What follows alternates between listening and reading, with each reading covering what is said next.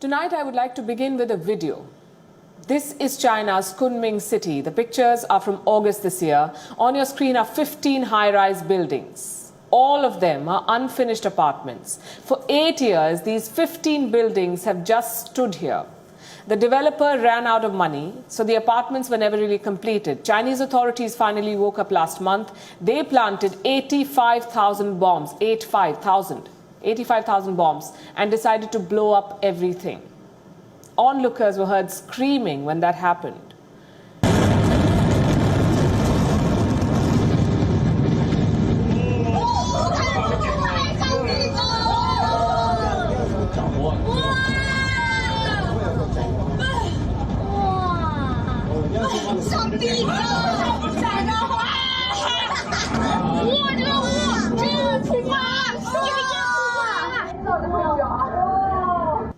These dramatic pictures will now become a common sight in China. More unfinished buildings will be blown up by authorities. Imagine what this does to people who put their life savings in these apartments. Why are Chinese authorities doing this? Because China's property bubble is starting to burst. And why should you worry about this? Because the whole world is going to feel the shockwaves. Almost 2 years back, remember, China exported a pandemic and covered up its mistakes. The world felt the impact. It's still feeling the impact. Now a financial crisis is brewing in China, and the Communist Party is trying to cover that up too. Tonight we'll show you how they're doing it. Almost 10 days back, we told you about Evergrande, the world's most indebted property developer. It owes more than $300 billion to its creditors in China and around the world. But Evergrande does not have the money to pay back these loans. 2 weeks back, creditors began lining up outside the company offices to get their money back. Some even tried to commit suicide. They were desperate. They wanted to get their life savings back. Now their worst fears are coming true.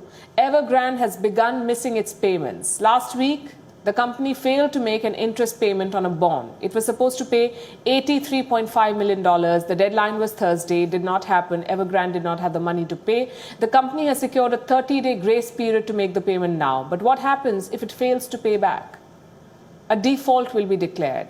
And that's very much a possibility. The bondholders do not know if they'll get their payment. Who are these bondholders? Many of them are average Chinese citizens.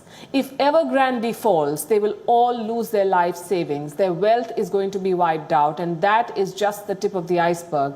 The fallout of Evergrande's collapse would be far-reaching. The company owes money to more than 171 domestic banks and 121 other financial firms. And they all fear defaults. Evergrande is on the brink of a collapse. If the company declares bankruptcy, it will lead to a collapse of the financial system in China. The future of the Chinese economy is at stake, and this is not an exaggeration. So what is being done about Evergrande? Well, China has largely been silent about the crisis, but behind the scenes it is resorting to censorship and crackdowns to contain the damage. China used the same tools to hide its mistakes during the pandemic, and now the Communist Party is deploying the same tactics to hide a financial contagion. Local governments are issuing notices. They want Communist Party officials and companies to look out for any protests. Officials have been asked to watch angry citizens like aggrieved home buyers or unpaid contractors, even former staffers of Evergrande who were laid off. Why are these people being tracked? Well, we found the answer to this question in a directive from the Housing Department in Lingshan County.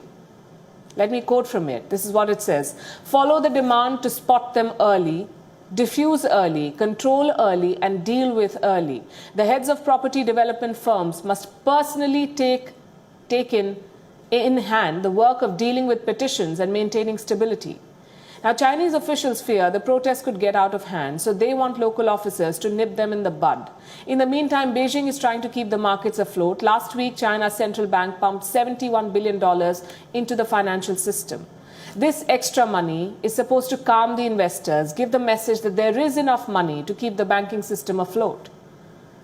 This is like using Band-Aid to fix a wound that needs surgery. How long can China prop up the markets? Cash injections help in the short term. They might hide the symptoms of distress for a while, but they will never be able to treat the malaise of Chinese economy. The fact is that there is a real estate bubble in China. It is fueled by debt and kept afloat by money that does not really exist. The Evergrande crisis is just the beginning. The actual crisis is much bigger. As of 2018, 50 million homes, 50 million homes were lying vacant in China. These apartments and houses were built but found no buyers. And China, you know, has many ghost cities, acres of concrete with no takers. According to one assessment, there is enough empty property in China to house more than 90 million people. And I'll put that figure in perspective for you. There are enough empty homes in China to fit in populations of 5 G7 countries. Citizens from France, Germany, Italy, the UK and Canada, they can all fit into the empty apartments of China. So there are millions of homes lying empty. There are no buyers. What do you think will happen to the developers who built these properties? Sooner or later, they will default, just like Evergrande. Investment banking firm UBS has released an assessment. It says there are at least 10 developers in China today who face the risk of defaults. So there could be more Evergrandes in the near future. China's real estate sector is like a house of cards at the moment. The world should brace for its collapse.